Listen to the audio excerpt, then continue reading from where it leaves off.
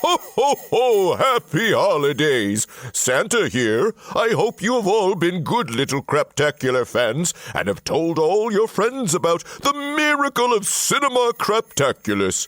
It's the gift that keeps on giving. Available on all your favorite podcast platforms, even up in the North Pole. You get a new show each week, such as The Expanded Universe, People Also Watch, and Cinema Craptaculus, which is about to start now. And remember to be good for goodness sake, and so you can stay off the naughty list. Hello and welcome to Cinema Craptaculus, where we say a bad holiday special is just as hard to make as a good one. Just a lot easier to make fun of. This is Dave, and with me are my uncrappy co-hosts, John and JDH. What's Christmas without the holiday special? I guess a religious event of some sort? But thank God for CBS, ABC, and NBC for making it fun and agnostic. So we're pulling out all the candy canes, putting a Yule log on the yonder fire, and diving into the warm, hot chocolate of nostalgia to talk about Frosty the Snowman and the year without a Santa Claus. Here's the rapid recap to catch you up. Rapid recap! In this 1969 cartoon classic, Frosty gains sentience when a, quote, magical, unquote, hat lands on his frosty dome. He comes to life to instantly learn that he's going to die. So Frosty's closest friend, Karen, complains to the manager about the heat in the... not that kind of Karen. Just a kid named Karen. Got it? Anyway, Karen decides to whisk Frosty to the North Pole as a maniacal, desperate, and needy magician chases them. But when the cold is too much for Karen and the warmth too much for Frosty, how will these two opposites remain friends? Santa Claus is the answer. Spoiler alert, it's Santa Claus. And in Year Without a Santa Claus, in this 1974 stop-motion animation classic, Santa gets COVID and has to cancel Christmas because he believes no one believes in him anymore. Well, it's a cold, not COVID, but just like Fox News keeps warning, Christmas is canceled. Now it's up to two elves, Jingle and Jangle, and Vixen, the youngest reindeer, to show Santa the world still cares and wants to save Christmas, at least the gift-giving part of Christmas. Wow, so we're going from Frosty to the Year Without a Santa Claus. So this is a major time machine, Dave. JDH. Well, yeah, because we're going so far back in time. You know, Year Without a Santa Claus is what, 1974? I think Jonathan just said that. And I found that, I was like, really? So recent? Is this the newer of the classics? Well, it's in color, Dave, so it's not like, That's a good point. It's not like, it's like puppets with marionettes, and you've got it's in black and white with a lot of grain. And... Yeah. It's a stage show. I don't know, but I think I always thought of these things being made in the early 60s. Yeah, that's my feeling of most of them. So I feel like they're in the 70s, but everything started with Rudolph the Red-Nosed Reindeer, which we reviewed on a previous Cinema Craptaculus. Sure. And they did make pretty good strides in stop motion and in the construction too.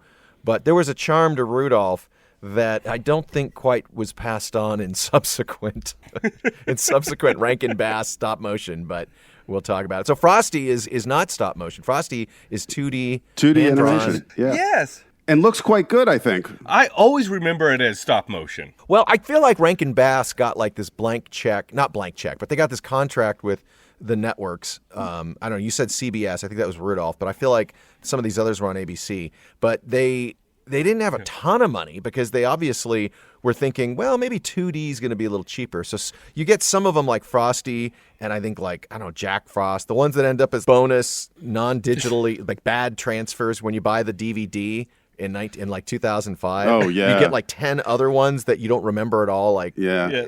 Esther the long-haired Nestor. donkey. Well, if we're going to bring up Nestor, that one kills me every time. I remember watching that one specifically, Nestor, as a child, and I was so devastated by the end of that show that I have never been able to watch it since. It just, I remember just when the mom appears at the end and goes, "Here's Nestor," and he's got Mary on his back or whatever, I just started sobbing as a child because they, spoiler alert, the mother dies at the beginning. It's like so traumatic. And there's a little bit of that in these as well. Like with The Year Without Santa Claus, like the tear effect on these characters. It really, as a child, it really affected me. I have to say that Frosty should have affected me. It does not affect me anymore. I'll tell you that much. Yeah, not as much anymore. It felt unbearably long. It was literally like a segment of the song and then 5 minutes of just the most boring cartoon in the world, and then another segment of the song. And as you hear the song, they're just acting out what's going on. It's like they're walking down the street one day, and we see them just walking down the street. And then a cop gets in the way, and then a cop gets in the way. And then they fool the cop and lie to him and gaslight him into believing he doesn't know what he's seeing. It just was, it was tough. Well, I love that they take these songs, basically, these holiday songs that we know about, Rudolph being the first, and they extrapolate this very convoluted storyline, kind of like Fantastic Beasts. You know, they take something small and then they, or, you know, The Hobbit or Lord of the Rings on Amazon. I could go on. And they stretch it out and come up with an antagonist or set of antagonists. In the case of Rudolph, the antagonist, of course, was anti-Semitism and, bullying. And so Frosty, the song has no villain other than, you know, I think weather. The sun and warmth. Yeah, the weather. Global warming is the enemy. Global warming. Even in 1969, they were concerned. They were very concerned. Yeah. Frosty was warning us. So they come up with this guy, what's his name? Professor Hinkles. And so I put the magic eggs into my hat. Abracadabra, to coin the phrase. And voila, the eggs have turned into messy, messy, messy. Is that his name? Yeah. Because that sounds like a molester. Yeah, and he's just some guy they hire him to come to the school, and I know guys like that. They work at the Magic Castle, and they do school gigs. They usually have a kid in the school, so they'll do it for free. But Professor Hinkles is clearly just some asshole they get. Alcoholic. Yeah. He's terrible. So, like, who screened him ahead of time? Which member of, like, the Booster Club or PTA said, yeah, let's get Hinkles? None. This is 1974. They did not care. They didn't have, like, a or Facebook 69. page This was to 69? go check. No. They didn't check his Twitter feed. He was at the January 6th riot. You know this guy was like, I'll get my magic hat. Pelosi has it. This election was messy, messy, messy. Yeah, so this guy shows up, and he's a terrible musician, and he's got a little bunny that's named Hocus Pocus. Oh, yeah. Who only speaks through the bouncy sounds of his feet. Where is that rabbit? Hocus Pocus, where are you? Bah! The kid, he sucks, so he's dejected, throws his hat out because the act isn't going well. Well, it turns out that hat really has some powers. Happy birthday! Hey, I said my first words. But snowmen can't talk. Yeah, I mean, the best part of this is Frosty wakes up to existential dread. He, like, wakes up like I do every morning. I'm gonna die! Dave, do you wake up and go, happy birthday? Oh, fuck, I'm gonna die. Oh, damn. That's how I greet every day. I stare into the mirror and go, happy birthday. People love you. You're going to die. Oh my gosh. And it's funny because the kids instantly love him. Like there isn't this sort of like, they don't put any time into developing rapport. It's like he comes to life and it's instant child bonding with sentient frozen object. Well, yeah, I mean, think about it. You're a child and suddenly the snow is talking to you. I mean, I'm going to fall in love with that. Come on. You've got a new best friend that's a magical snowman. Like, if you were to redo that now, I mean, God, it'd be just full of all kinds of inappropriate jokes, probably. But you'd have a few kids freaking the F out, running back to their evangelical parents saying Satan has descended on our town. Yeah. Well, yeah, I could see the parents freaking out, for sure. Well, we didn't see parents. The only adults, kind of like Charlie Brown, but the only adults is incompetent, asshole, borderline, pedo magician, stereotypical Irish cop, because in the 60s and 70s, every cop had to be stereotypically Irish. Sure. And bombastic, rude train ticket seller. Oh, yeah. That guy. Yeah. You know, they were like, hey, here's a guy who's going to take forever to create a ticket. He had to like stamp a lot of things. He had to move things around. It was like the 1968 equivalent. I have no idea what year this fucking show 74. came out. You wrote it in the notes. No, but that's Year Without a Santa Claus, right? Oh, Frosty 69. Yeah, 69. Yeah, there we go. Frosty 69, my favorite position.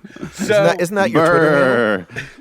yeah. Work that carrot, Frosty. It's underneath it says, "Happy birthday, we're all going to die." Wait. No, I don't even know what I was talking about. I was talking what I know, year you're this came picturing out, Frosty upside down now. Yeah, exactly.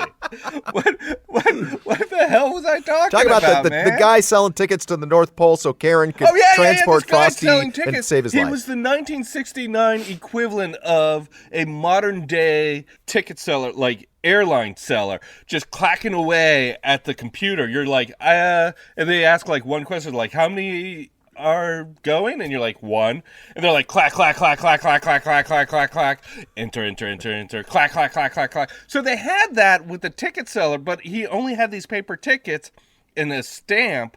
And then they made all this sound with it, and it was like a 2-minute bit where it was like boinka, boinka, boinka, boinka, boinka, boinka, boinka, doinka, doinka. And you're like, this was funny in 1969? This is comedy? For little kids. Yeah, I think so. For little children, those noises like wee. I think I need to do a video capture of Dave doing all of those gestures, I know. making those noises, and just do a little gif of that. So there is a plot, and I applaud them for taking the song, and I'll come back another day, kind of as how the song again ends. But no, this story has to end with more explanation of how that will happen. And so the North Pole is where a girl's going to catch a train without her parents noticing she's gone. Of course. Because you can just go to the North Pole and get back the same night. No, it's totally safe back then. Frosty's like, do you think your parents will mind? And she was like, nah, they're fine as long as I'm home for dinner. Let's go to the North Pole. Well, and I'm glad they actually paid attention to the fact that while Frosty's peril is the weather warming up, she's in a boxcar where they store ice cream and frozen cake. Yes. So when they flash to the next morning, it's like the little bunny's got fur, he's fine. Frosty's a sentient snowman, he's perfect. And then they cut to her, and I'm sorry, she would be Nicholson at the end of The Shining. She'd be 100%. She'd be like the one mafia guy in Goodfellas in the Clapton song where they go inside the meat locker and he was so frozen solid they had to defrost him for 3 days. That's how she'd be. Popsicle. Yeah. The kid's a popsicle. Karensicle. Karensicle. I love, we're examining a 1969 property with 1990s references. Well, they get to the North Pole and, she lights a fire, which he has to sort of stay away from. And then inexplicably, there's a greenhouse where they grow poinsettias, like foreshadowing. Yeah, or pot. It's total green room for that, yeah. The elves are growing, quote unquote, mistletoe. Yeah. In little bags. Mistletoe in quotes, mistletoe, yeah. Yeah, in 69. So basically, they cut real quick to like Professor Hinkle's. Professor Hinkle? Is that? Yeah, he follows her to the North Pole. Like, and where did they originate? Like, I thought it was like the streets of some small town in Illinois or something. Oh, where this takes place? Yeah, I think so too. I don't know for sure. I mean, the only plausible USA, city this would make sense in that I could believe it would be like northern Canada. Like Ottawa or something. I don't know. Or northern Alaska. Right. So I turned away and then I looked up and Karen's sobbing over a puddle. Like it happens quick. Yeah, it happens quick. Like his death, like when he wakes up to he's going to die, he had no clue how quick that was going to come. Oh, yeah. He had no idea. And what's really awesome is they're in Illinois or wherever, and they're like, you know what? The warmth is going to get you. Let's solve that problem. How do we solve that problem? Let's bring you to a cold climate. Okay, how do we do that? Let's get into a refrigerated boxcar. That's perfect. Fantastic. Let's do that. Okay, now what? Oh, you know what? You're cold. Let's go to a warm environment. There's a greenhouse. Let's get stoned and sit in the greenhouse for a while. Oh, no, you're melting. What do we do? I don't know. Let's just watch you melt. You got to get them out. There's a door, right? There was a door. There's a door! And it was cold outside. Karen, open the door. Open the door, Karen. It's like he went from Robert Patrick to the puddle of mercury in like that. T2, yeah. Yes. Like, there's just there's no part where he's starting to slush up and like, let's go out. You're right. Out, it's 10 feet out into the blizzard. Yeah. I'll be fine. Well, that's probably an animation issue where they're like, we don't want to animate this. We just got to cut to nothing. They storyboarded it, and some exec at Rankin Bass says, we can't afford that. Yeah, we cannot afford that. They were like, we do not want to give children nightmares. That's true, too. And show Frosty melting like he was staring into the light of the ark. There could be deleted scenes on. Someone should do like fake deleted scenes, like in the style on animation, like how how it should have ended, guys. Of just the actual time that Karen was with Frosty as he was slowly decomposing. Slowly melting, yeah. Well, I like the reference to Raiders at the end, having his whole face just sort of melt with the hat drooping down like the Nazis. It's beautiful! Screaming. So then Santa shows up, and here's where I just hate cheap animation. They don't even bother to render 8 reindeer. He's only got 4 freaking reindeer. Like, what? It's 4x3. You can't fit it into the frame, so like, yeah, just 4. Yeah, no one will care. No, yeah, they'll care because they That's just how watch cheap Rudolph. it was. They couldn't even afford 8 reindeer. Well, couldn't they have just doubled it, like taken the 4 and just like duplicated to have 8, right? Like you don't have to reanimate another 4. Like I don't know. Like I said, it's 4:3. They look, someone someday should do like invent a television that's 16:9. It would solve all of That would be beautiful. Yeah. Rankin Bass was behind the 16:9 revolution. Exactly. Santa shows up, and then it's like, well, it's like magic snow. Christmas snow is what he's made of. Right. So It's cocaine. the power of Christ compels Santa to come back every year because, Yeah. Oh, God. And he does. And all is well at the end. But the thing is, he opens the door, wind comes in, reconstitutes Frosty, but she had also cried into the puddle. So there's a little bit. It's like Karen Frosty or Karen Rosty. Grindelfly. Brindle Frosty. 1980. It's like a Karen's little girl body with Frosty's big head. Frunky. It's Frunky, the half Karen, half Frosty snowman. Frunky, the half Frosty, half Karen snowman was a very loving another soul horror show. with blonde hair and one human eye. Well, what happens if she actually puts the hat on? What happens if she puts the magical hat on? Does she? She dies and Frosty comes back. That's what it is. No, Yeah. I think what happens when a human like that does it, they get turned into an animal. I think Hocus Pocus, the rabbit, was a person at one point. That's a good theory. Yes, and became a slave of Professor Hinkle. Yeah. After wearing the hat. A magic slave. I like that theory. It. I like it. So for Hinkle, of course, has to be reformed villain. So Santa says, hey, if you don't change your ways, you're going to be on the naughty list forever. But, there's a chance that, if you, what does he has to write? Like a million, like they make up like a bazillion times. Yeah, right. Yeah. I will never be bad again. Like he has to Bart Simpson his way out of this problem. That's exactly Maybe get a it. magic hat. Maybe. Yeah. Well, should we segue to A Year Without a Santa Claus, or do we have more to say about Frosty? Yeah, let's review Year Without a Santa, and then we'll rate them together. Okay. Let's move on to the stop motion animation. I have to say, I do like how all of these have like these weird hints to the future as well as very adult themes like Frosty and global warming and self-aware existential crises, and where Santa, Year Without a Santa, is canceling Christmas and severe clinical depression. Yeah. Because at the beginning of this episode, of this special, Santa Claus is clinically depressed. He just opens up and he's like, I don't care about Christmas anymore. I better call the people and let them know I've canceled Christmas. And then he sings a song. Let's see, where are the lyrics? Okay, here it is. He says something like, and he slept through the day as the hour ticked away. And he said, I could sure use some rest. I'm not at my best. That is depression. Total depression. He calls it a cold, but a depression. Well, at the North Pole, they get just, an hour of daylight? Yeah. For a good Sunlight. You'd be depressed too.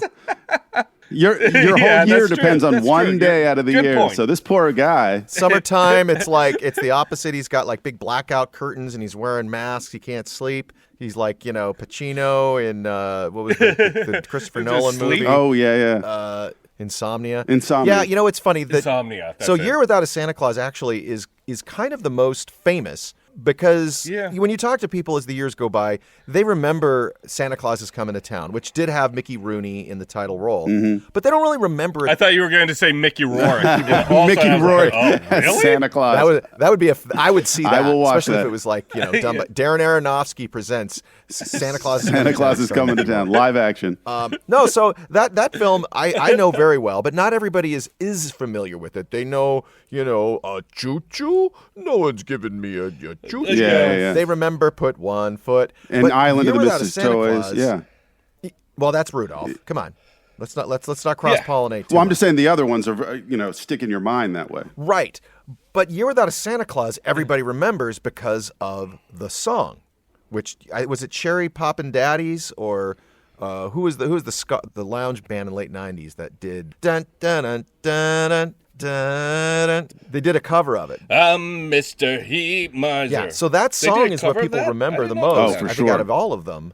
It's 100%. And it really is the highlight of the show, and sadly is in the middle of it. So Yeah.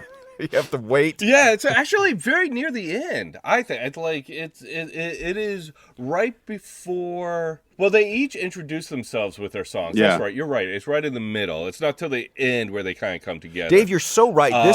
This show, it totally pretends like Red America too, because doesn't this take place in like Arizona or some Southtown, USA. Southtown, USA, where they don't believe in Santa, but they also probably don't believe in LGBTQ. No, this was behind the times. I know. I think there's a lot of non-belief in Southtown, USA. So Santa does want to sleep it off, but his wife is convinced that, you know what, this is bullshit. We got to just motivate him, and we just need to send 2 elves. I don't know, what was the mission? So What about that scene? There was a whole song with Mrs. Claus singing something like, I always wanted to be Santa Claus, and if I disguise myself as him, no one will be able to tell, and I could deliver Christmas. And she is 100% right the whole time. And then at the very end, she runs into Jingle Jangle, and they see her from the back dressed like Santa Claus, and they're like, Santa Claus? Christmas is back? And she turns around, and they're like, oh, Mrs. Claus? With his reindeer and his sleigh, I'd be up, up and away. Yes, I could be Santa. I could be Santa. I could be Santa Claus. Exactly. And then she's like, well, I guess that won't work. Let's think of a more convoluted plan then. I would have liked to have seen that episode, like Mrs. Claus Fire, like she's dressing up as a man. Yeah, exactly. Claus fire. Hello! Merry Christmas. Ho, ho, ho! No, the show, it was very ahead of itself. Cross-dressing. And, It really was. The wife taking over. It's kind of like Mr. Mom in reverse.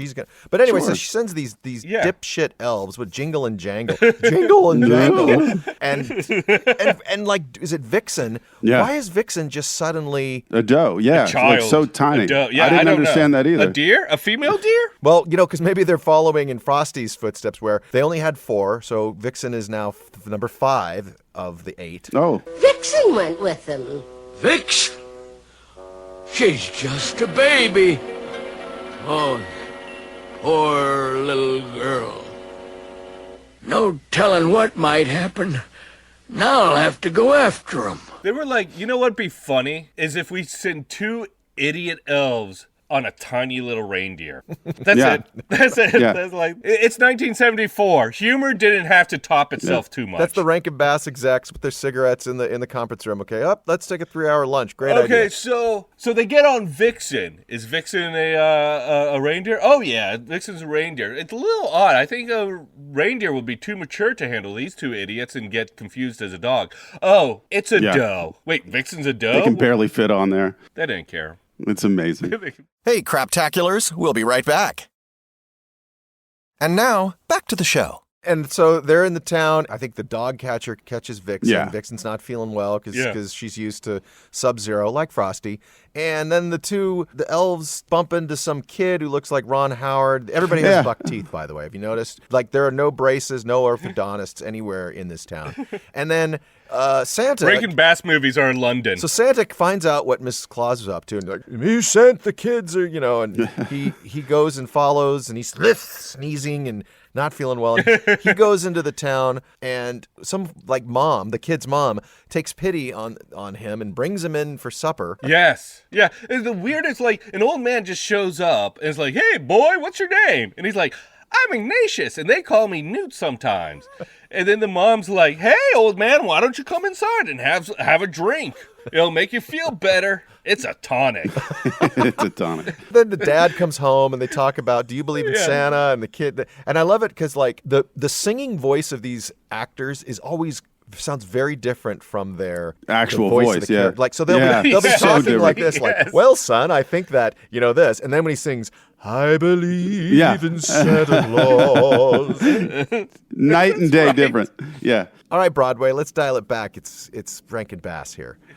It then cuts to Mrs. Claus explaining that she has to make a deal between the two Miser brothers in order to make Christmas happen. That is like a plot of this special. Basically, the mayor of the town says, what is it like? I'll let Vixen go if you can. I don't know what the bargain is, but it's like it's kind of one of those. If it snows in Phoenix, Yes. then That's what it is. I'll Let Vixen go. Well, no, I think Jingle and Jangle Yes, end up in yes. jail. I think it's higher stakes than that. I don't know. So basically, it's like a barter is struck where it has to snow in this town to save Christmas and everything else. And so she goes to... That'd be like a snowy day in Southtown, USA. It wasn't a line, but I'm sure it was a line. So it really is amazing, the animation. I love, we're being critical because it's fun to make fun of this stuff, but these are just beautiful. These are just beautiful to By watch. the way, this is my favorite Christmas special. Yeah. I The still hair love it. on Heat Heat Miser. Miser, which of course Pixar used for The Incredibles for what's his name? Yes. And just like this ice hair on the other, and the voice actors are incredible, and the dance numbers are They're great. fantastic. Those are just great. Hi there, Sugar Plum. How'd you make out with a hothead? I heard that, you snowball. Oh, my goodness. Speak of the devil. Madam, kindly state your business with that drippy snowman and get him out of here. Mind your blood pressure, hotcakes. Mother warned you about that low boiling point of yours. They're fantastic. The nostalgia of it, too, like watching it again as an adult, it's obviously very, very different. But these were so precious growing up. Like, I loved, and it was an event. Like, what I loved about them, too, was that back in the day, these would air like days before actual Christmas, as opposed to like, oh, Halloween's over, and now they're on 24 hours a day. But I just remember as a kid, it was like this big event, like 8 o'clock, this is going to be on, and we were so excited for it. 8 o'clock, CBS. Yeah, or ABC, wherever they aired, NBC. It really was like, this is the one time it's going to air. And You if miss it. You missed it for the Do you year. remember this having any controversy where, like, I remember this being canceled for a while. Like, I remember they cut out the Heat Miser one time, like when this aired, and I looked it up on the internet to see if I was just totally crazy. I couldn't find anything about it, but I'm wondering if either of you remember any totally controversy where they took it off, because there were like people complaining like, oh, he's the devil and da-da-da-da-da. And I just remember as a kid, one year it didn't air. that sounds like I was like, where is it? But maybe I just missed it and I'm making it up. But I remember that they did a live action version of 2006. it. Like John Goodman. Do you remember? 2006. John Goodman, Delta Burke, and oh God, what's the other SNL? Chris Kattan. I went and watched some of it on YouTube. It is available on YouTube, and it is crazy bad, and it is crazy different. Like, I mean, the whole setup of it is just totally different. The other thing I remember from that one is that it doesn't have the Heat Miser, Cold Miser song, or they're really downplayed. No, if I remember it's in correctly. it. Oh, they do. Harvey Fierstein is Heat Miser. Yeah, it was a. Harvey and Fierstein. Michael McKean as Cold Miser. Cold Miser. Oh, I gotta look at that. At Yeah, that it's again, crazy. because- Like, to see the live action version of them trying to do the dance and that song and everything, it's a little ridiculous. And I love how, these guys the brothers hate each other, so she goes over their heads to Mother Nature, which is very clever, I think. Again, to Dave's original point, it's very prescient. They weren't even trying to make an environmental statement, but you can't help watching it now through these eyes. And how basically she's telling climate change to take a break from warming so it can snow, because it's just that easy. Yeah. And then that's it. If it snows in Phoenix, or whatever, the sunny town, whatever it's called, Sunnytown, USA. Fox News USA. Well, it's really more, the goal isn't just to make it snow to release the Jingle Jangle. It's really about getting people to believe in Santa. And of course, Elf stole that whole storyline about like Christmas spirit is dying. Yeah. And there's no Christmas. And the person that's, the thing that's really being saved is Santa, because Santa is clinically depressed. 100%. Refuses medication. So she's like, the Hail Mary is, I got to get my husband's spirits up by showing him people still believe in him. Yeah, everyone has to show their love for Santa or there's no Christmas. That's a cult. See, here I'm thinking, oh, how sweet. Everybody gives back to Santa. He deserves it. And Dave's like, it's a cult. Santa's a cult leader. No, he's being manipulative. He's like, oh, there's no Christmas this year because no one loves me. Hint, hint. Yep. So the only way I'll capitulate is if JF Kennedy Jr. shows up that he faked his death. And it snows in Texas. The other thing that drives me nuts is at the end, Santa's like, you know what? There's going to be a holiday. Why is everyone standing around? Get to work. We have Christmas to do. And if I were an elf, I'd be so goddamn pissed at this motherfucker for being like, hey, boss, let's make some toys for Christmas. No Christmas this year. Okay, but we should make some toys. No Christmas. All right, we're going to hang out and have some beers. Hey, everyone, get to work. You got an hour. What the fuck do you want, man? You got an hour to make toys. Yeah. We had 5 weeks. You just sat in bed this whole time complaining about a cold. It's like Santa Bezos pissed off his employees. I think it's funny that Santa, he says that we're going to do it, but what really happens is all of the kids who thought Christmas was canceled all like get gifts and they send it to Santa. Don't they all like send Santa all these presents? Oh, okay. So here's another thing on that. At the top of the special, Mrs. Claus says something to the effect of, do you remember that time long ago before you were born? And it's like, okay, so Mrs. Claus is in the future playing herself in the past, telling us this story. And she's like, okay, so yeah, it was terrible. It was the worst ever. And then at the end of the movie, they're like, hey, these kids all got together and decided to get gifts, and they worked together, created this community, and it was the best time ever. I was like, shouldn't that be the lesson? Not that Santa gives presents? But no, the whole thing turns around because one blonde chick is like, you know what? I'm going to have a blue Christmas without you. Yeah, it was like all people of color saving Christmas, and this one blonde chick is crying about it. Yeah, well, and you bring up one point that, of course, we brought up in the past with these Rankin Bass specials. They're basically really just illustrating that Rankin Bass lives in a world of white people. There is so few. At the end, they tried to represent people, no? At the end, there was, Yeah, at the end, it was like all people of color. It was very small world. Yeah, characters. Exactly.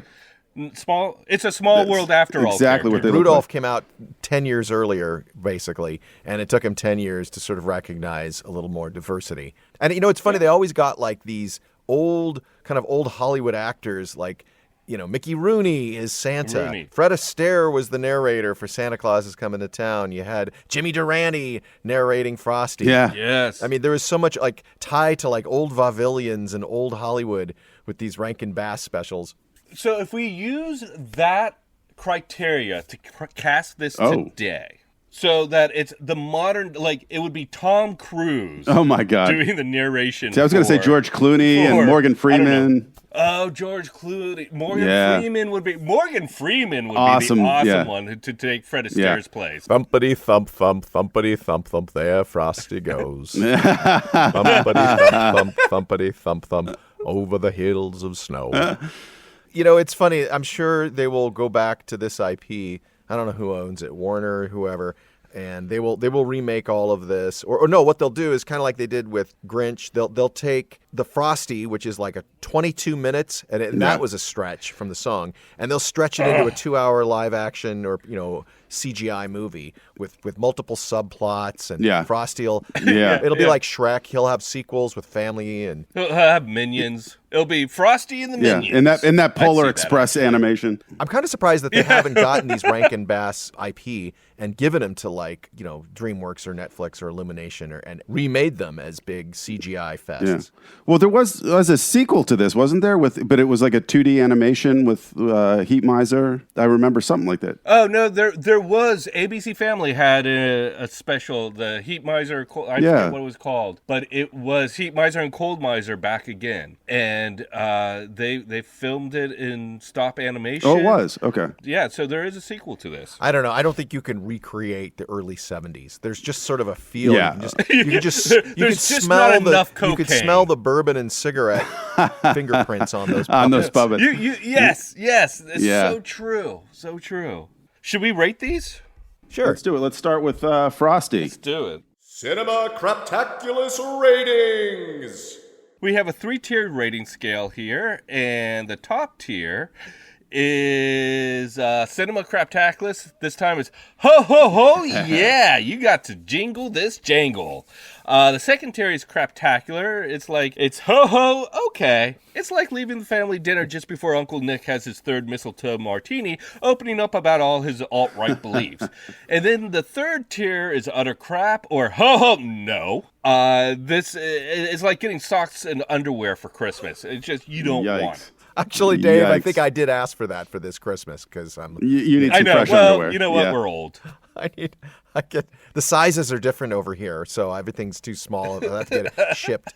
I'll go first on Frosty. I will say just a ho ho okay Craptacular. It's like leaving the family dinner just before Uncle Nick has his third mistletoe martini, opening up over his beliefs. I think that it's hard to bash these films to say don't watch them. I think of all of them, they stand the test of time for a reason. I think JDH brought up the best point was that these really were better when they were appointment and when there's nothing else to watch. Yeah. I mean, Rudolph was an event. Charlie Brown Christmas was an event. Everything was an event. Yeah. And you're right, you missed it. I mean, maybe when VHS came along, you'd record it, but are you really going to pull out your VHS recording? There was something about, like, at least as kids, where you're like, okay, you all going to remember? Don't forget tonight, 8 o'clock, CBS. Yeah, the anticipation of it, the build up. And to Frosty it, was a half hour, so it was probably paired with another half hour, like I don't know, not Nestor, but like there was an Irish one. It was, and then maybe in some other show we should review Rudolph Shiny New Year with the years and stuff. More bullying. Yes. But this Frosty's really simple. It's easy to digest. It's not great, but it is part of the tradition. And I think if you're watching it with kids, it's sharing a little bit of your childhood. It's a break from the stop motion. I think it was one of their first all 2D ones. They did some others, and then they brought Frosty back in Rudolph and Frosty's Christmas in July, and they made Frosty stop motion. The same. Yeah, that was weird. Yeah, but I'd say still watch it. Is there a Rankin Bass universe? Oh yeah, they got to build out the universe. The MCU. What is this? Rankin the RBU universe.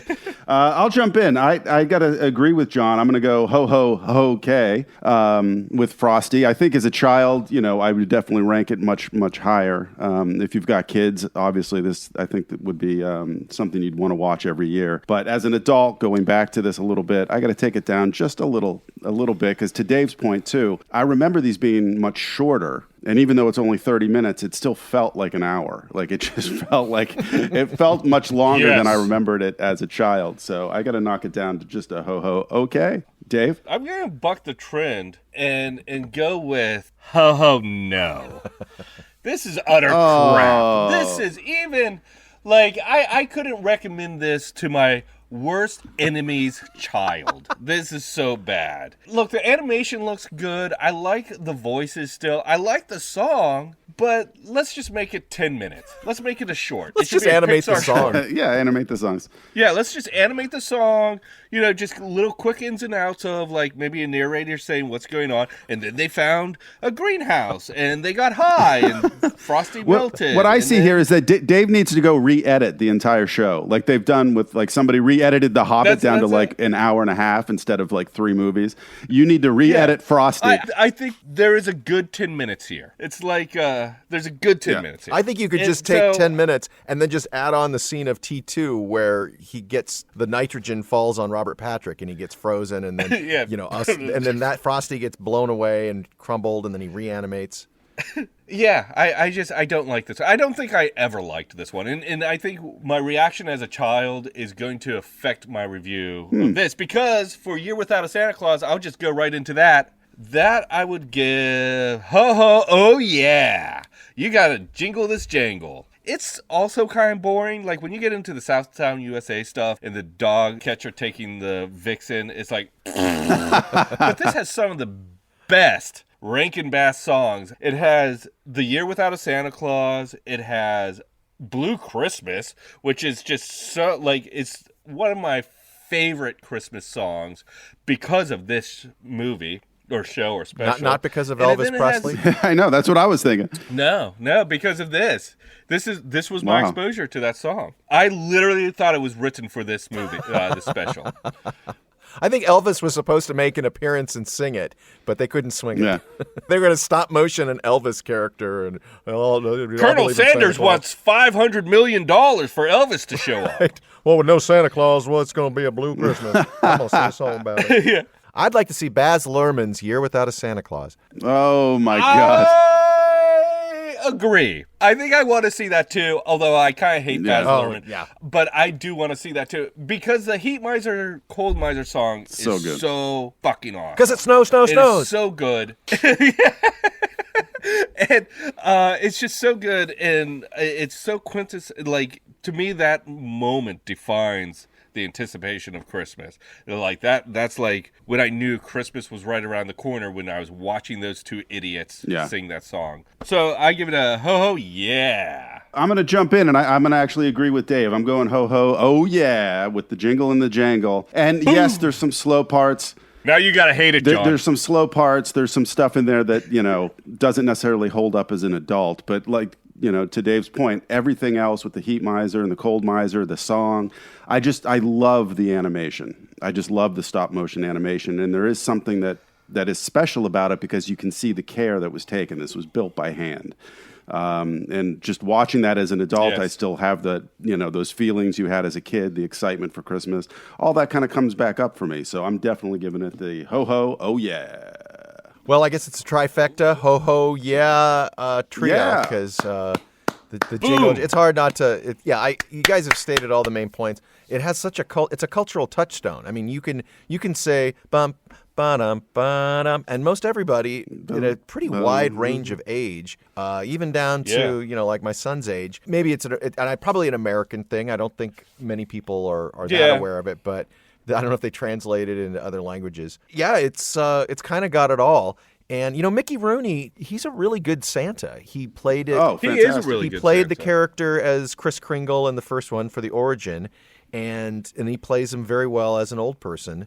And, he sings, and I love that. I think that what's weird about watching these now is that you realize that CGI animation, like the Pixar, and basically, it really was birthed because of Rankin Bass as much. Yes. Because CGI characters are puppets. They're not, there's no hand-drawn fluidity. They literally are built on with skeletons and they're rigged. Yeah. And so they really have their DNA in the Rankin Bass. I think if you had to Rankin Bass, I think this one has to be like easily in the top 3. Yeah, for sure. John, have you sat down with your son and watched this like together? And what's his reaction to these? Oh yeah, we've been watching these. Yeah, there was a period where he was kind of freaked out by these. They creeped out, and I think that's probably very common. And then kind of embraced it. And then I think that now it's like he's too old. But I'd be curious to see if as the years roll by, if young kids will still respond to them because they are dated. Yeah. There's a lot of things dated about them.